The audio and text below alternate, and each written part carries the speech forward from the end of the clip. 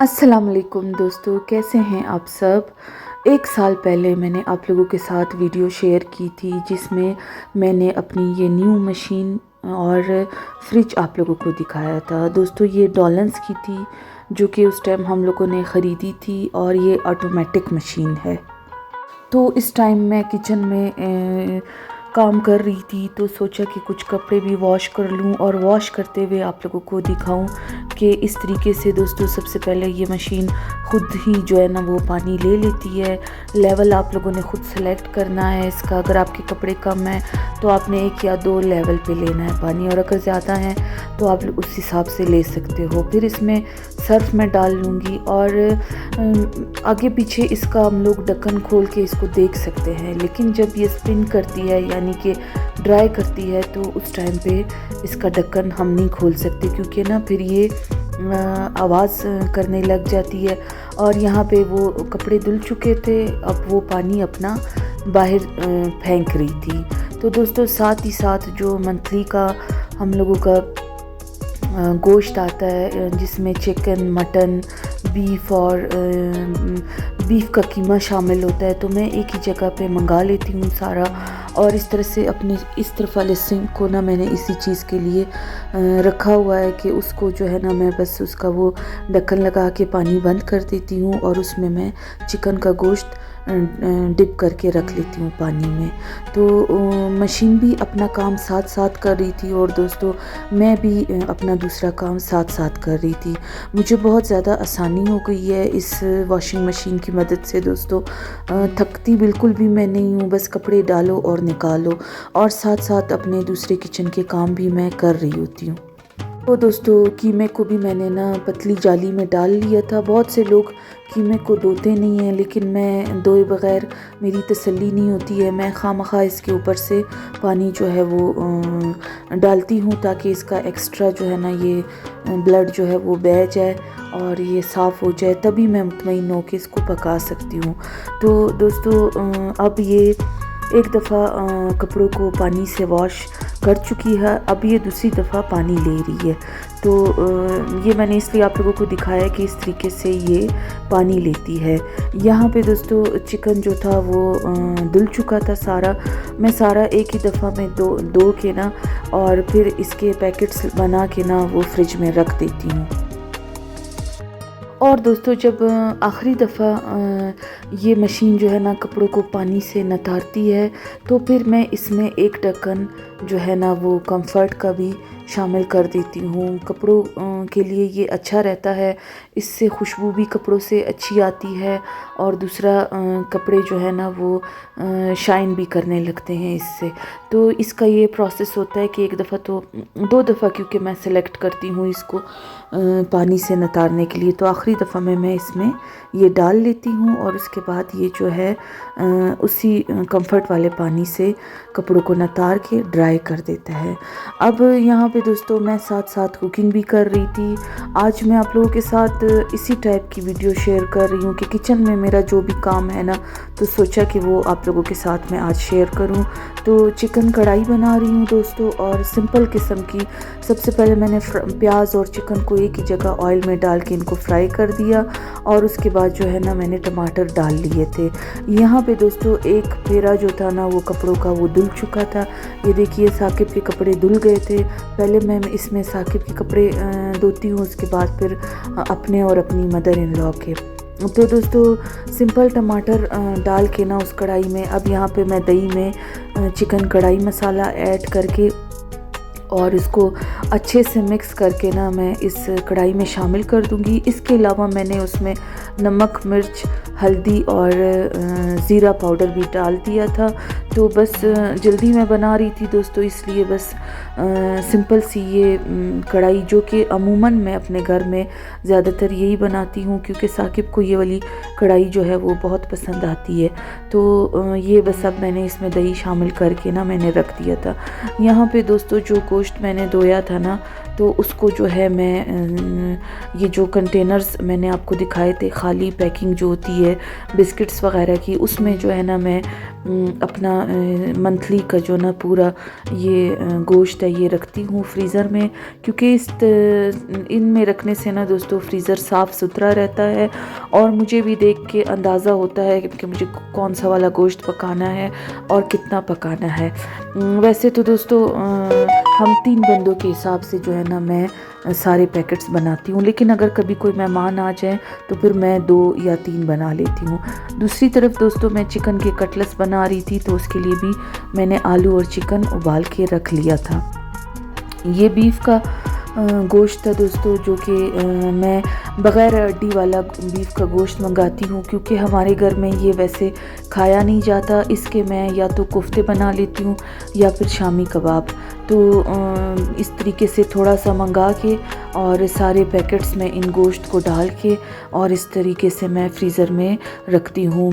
टमाटर जब दोस्तों सस्ते होते हैं तो मैं वो भी मंगा लेती हूँ और उसके जो है ना पेस्ट बना के चॉपर में और उसको मैं डीप फ्रीज़र में रख देती हूँ, जो कि कम से कम 1 महीना पूरा मेरा चलता है और मुझे आसानी रहती है, क्योंकि साकिब अक्सर घर पे होते हैं या कभी नहीं होते हैं, तो मुझे ताकि किसी चीज़ की जो है ना वो कमी महसूस ना हो मेहमानों के आने पे, तो मैं अपना जो है ना पहले का बंदोबस्त करके रखती हूँ। इसी तरीके से लहसुन अदरक का भी पेस्ट मैं बना के फ्रीज़ कर देती हूँ, ताकि खाना बनाते हुए मुझे ज़्यादा मेहनत ना करनी पड़े और आसानी से मेरा खाना तैयार हो जाए। और यहाँ पे ना दोस्तों मैं आप लोगों के साथ सिंपल आलू के कटलेट्स की रेसिपी शेयर करूँगी।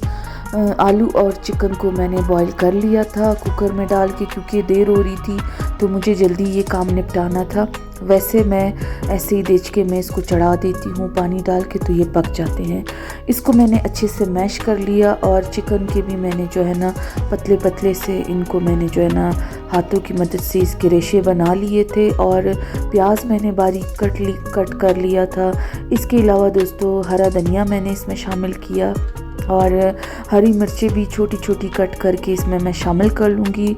बाकी इसके अलावा सुर्ख मिर्च पाउडर, नमक और हल्दी नहीं डालेंगे दोस्तों, क्योंकि हल्दी जो है ना वो इसमें अच्छी नहीं लगेगी। इसके अलावा काली मिर्च का पाउडर और ज़ीरा हम जो है ना वो इस कटलेट्स में शामिल करेंगे। दोस्तों मैं इससे पहले भी अपने चैनल पे आप लोगों के साथ कटलेट्स की रेसिपी शेयर कर चुकी हूँ, जो कि मायोनीज़ की फिलिंग मैंने उसके अंदर की थी और वो भी बहुत टेस्टी बनते हैं। ये वाला जो है ना मैं सिंपल आप लोगों के साथ शेयर कर रही हूँ कि घर के लिए जब मैंने बनाने होते हैं तो इस तरीके से ये सिंपल कटलेट्स मैं बना के और इसको फ्राई करके रख लेती हूँ, तो 1-2 दिन ये ज़रा खाने में अच्छे लगते हैं। दोस्तों सारा कुछ जो है ना वो इस आलूओं में डाल के और अब इसको जो है ना अच्छे से आपने मिक्स करना है। आपकी मर्ज़ी है ग्लव्स पहन के हाथों की मदद से करें या किसी भी स्पून की मदद से। तो मैं दोस्तों इसका जो है ना छोटे छोटे मैं कटलेट्स बना लूँगी। आज मैं ज़रा ये थोड़े से ज़्यादा बना रही थी, क्योंकि मैंने जो है ना नेबर्स में भी भिजवाने थे और जो है घर के लिए भी मैंने इसे रखना था। तो मैंने सारे कटलेट्स दोस्तों बना लिए थे। अब इसको ना मैं फ्राई करूँगी। अच्छा, इसके फ्राई करने का तरीका ये है कि हम लोग ना इसको डीप फ्राई करेंगे, लेकिन हल्की आंच पे, ताकि अंदर तक जो है वो इसका नमक मिर्च जो है वो पक जाए। मेरा अपना यही तरीका है दोस्तों, क्योंकि मुझे अंदर तक ना चीज़ पकी हुई अच्छी लगती है। हाँ, शामी कबाब अगर हम फ्राई करते हैं ना तो उसको बस हम लोग बस थोड़ा सा ही अंडे में ना वो डिप करके और बस तवे पे सेक लेते हैं। उसके अंडे को ना वाइट ही रहने देते हैं, इस तरीके से वो अच्छे लगते हैं। लेकिन इसको ना दोस्तों मैं ज़रा ब्राउन कर लेती हूँ और कम आंच पे जो है वो पकाती हूँ, ताकि अंदर तक ये अच्छे से पक जाए, तभी इसका वो जो टेस्ट है ना वो बहुत अच्छा लगता है। अच्छा, बहुत से लोग ये कहते हैं कि कबाब ये वाले बनाते हुए ना हमसे आलू बहुत ज़्यादा गल जाते हैं या हमारे कबाब साबित नहीं रहते हैं, टूटते हैं। तो उसका मैं आप लोगों को यही बोलूँगी दोस्तों कि आलू आप लोग इतना उबालें कि वो बहुत ज़्यादा नरम ना हो। और दूसरा टूटने की वजह ये भी होती है कि फ्राई करते हुए आप लोग इसको जो है ना सही से अंडे की कोटिंग नहीं करते। या फिर जो है ना इसको हल्की आंच पे फ्राई करते हैं। तो इसको बहुत प्यार के साथ और तरीके से जो है ना वो बराबर आंच पे फ्राई करना होता है, क्योंकि इसको पलटते हुए भी अक्सर ये टूट जाते हैं। लेकिन मैं यहाँ पे देखिए दोस्तों इसको जो है ना आहिस्ता से पलटूंगी। यहाँ पे मैंने वीडियो को तेज़ किया हुआ है इसलिए आप लोगों को ऐसे लग रहा है, लेकिन इस कबाबों को फ्राई करते हुए ना दोस्तों बहुत ज़्यादा तहम्मुल की ज़रूरत होती है, क्योंकि ये ज़रा सा भी ना सख्त हाथ लगाने से टूट जाते हैं। दोस्तों मंथली जो है ना वैसे भी मैं टमाटर और सब्ज़ मिर्चें वगैरह मंगा के रख लेती हूँ। पेस्ट तो मैंने अलग से फ्रीज़र में बना के रखा होता है, लेकिन कुछ डिशेस ऐसी होती हैं कढ़ाई वगैरह जिसमें फ़्रेश टमाटर ही अच्छे लगते हैं, यानी कि साबित टमाटर। तो फिर मैं उसको भी वॉश कर लूँगी टमाटर को। और ये जो इस फ्रिज का दोस्तों ये निचला खाना है ना, जिसको ये कह के हमने ये लिया था ये फ्रिज कि ये जो है ना 20 दिन तक सब्ज़ी को पुराना नहीं होने देता, बिल्कुल फ़्रेश ही रखता है। तो दोस्तों इसे भी मैं 1 साल से इस्तेमाल कर रही हूँ और जैसा उन्होंने बोला था बिल्कुल वैसा ही ये फ्रिज है। बिल्कुल सब्ज़ी को दोस्तों ये ख़राब नहीं होने देता और फ्रेश का फ्रेश ही रहने देता है। यहाँ पे दोस्तों कढ़ाई हमारी तैयार हो चुकी थी और दस्तरखान मैंने लगा लिया था। कटलेस भी फ्राई कर लिए था मैंने। और जो है ना यहाँ पे अभी हम लोग दोस्तों खाना खाने लगे थे। दोनों चीज़ें अच्छी बनी थी और आखिर में जो अंडा बच जाता है ना दोस्तों उसे भी मैं ज़ाया नहीं करती हूँ, उसे भी मैं फ्राई करके दस्तरखान पे रख लेती हूँ, क्योंकि कोई भी चीज़ ज़ाया होने से अच्छा है कि हम उसे खा लें, क्योंकि इस तरह से जो है ना रिस्क की बेहुरमती नहीं होती है। तो दोस्तों ये दोनों चीज़ें आप लोग इस सिंपल रेसिपी के साथ अपने घर पे ज़रूर ट्राई कीजिएगा। इंशाल्लाह ये बहुत अच्छी बनेंगी और आप लोगों को मज़ा भी आएगा इसे खाने में। अब दोस्तों इसके बाद मैं अगले दिन की आप लोगों के साथ ये वीडियो शेयर कर रही हूँ। ये जो वाटर फाउंटेन मैंने बनाया था ना दोस्तों, तो हफ्ता 10 दिन हो गए हैं शायद मैंने आप लोगों के साथ इसकी वीडियो शेयर की थी कि मैंने इसे कैसे बनाया था। तो अब ना इसका पानी थोड़ा थोड़ा सा मुझे गंदा लग रहा था, तो मैं इसका पानी चेंज करना चाह रही थी। तो सोचा कि ये भी आप लोगों को दिखाऊं कि इसका पानी जो है वो किस तरीके से चेंज किया जाता है। तो दोस्तों मैं इसका अपना पानी जो है उसको ज़ाया नहीं करूँगी। यहाँ पे ना मेरे प्लांट्स को भी मैंने 2-3 दिन से पानी नहीं दिया था, क्योंकि मेरी तबीयत पिछले दिनों ज़रा ख़राब रही है। कोयटा में मौसम चेंज हो रहा है तो उसकी वजह से मुझे नज़ला ज़ुकाम और बुखार हो रहा था। तो पौधों को भी इसलिए मैं ध्यान नहीं दे सकी थी, पानी नहीं दे सकी थी। तो मैं सबसे पहले ना एक मग्गा लेके इसका ये पानी है ना इसको मैं ख़ाली कर दूँगी और इस पानी को मैं यहाँ पे ना पौधों में डाल दूँगी, ताकि हमारे ये वाला पानी भी जो है ना वो ज़ाया ना हो सके। और दूसरा मैं ना यहाँ पे कुछ चेंजिंग करूँगी दोस्तों। उस वाले प्लांट को ना मैंने इस जगह पे रखा हुआ था और ये वाला जो प्लांट था ना दोस्तों ये बहुत नाजुक प्लांट होता है। इसके पत्ते तो बहुत बड़े बड़े होते हैं, लेकिन जब मैं यहाँ पे ये फाउंटेन बना रही थी ना मेरे 2-3 ये इस प्लांट के पत्ते मुझसे टूट गए थे। फिर मैंने ना और उसके बाद मैंने इसको इस तरफ नीचे रख लिया था। तो तब भी जब मैं प्लांट्स को पानी देती थी तब भी ना इसके साथ टच होने की देर होती थी और इसके पत्ते टूट जाते थे। तो मैंने इसको यहाँ से हटा के उस तरफ रख लिया और उस जगह पे जो अरिका पाम का प्लांट पड़ा हुआ था ना उसको मैंने ना यहाँ पे अब इस टाइल के ऊपर मैं रख दूँगी, क्योंकि ये दोस्तों ज़रा सख्त जान होता है, इसके साथ टच हो भी तो इसके पत्ते टूटते नहीं हैं। उसको मैंने वहाँ पे रख लिया था और ये जो कुछ ज़रा सेटिंग ख़राब हो गई थी ना यहाँ पे पत्थरों की, तो उसको अब मैं दोबारा से सही कर लूँगी।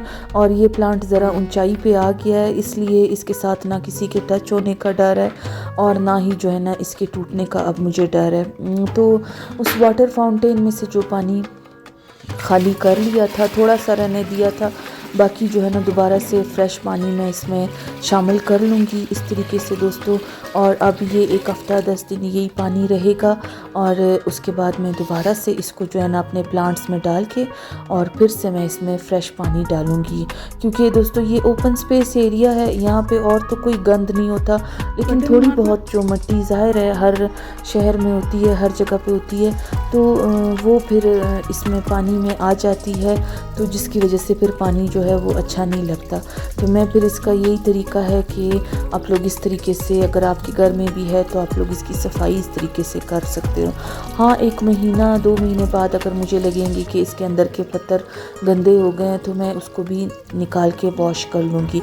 वैसे जब मैं 1-2 दिन बाद अपने पौधों की सफाई करती हूँ ना, तो मैं पानी के साथ इन सारे पत्थरों की भी सफाई कर लेती हूँ। और इस तरीके से दोस्तों पौधों के ऊपर शावर करने से पौधे जो हैं वो फ्रेश भी हो जाते हैं। और दूसरा, पत्थरों के ऊपर शावर मैं इसी से करती हूँ, इसी कंटेनर से।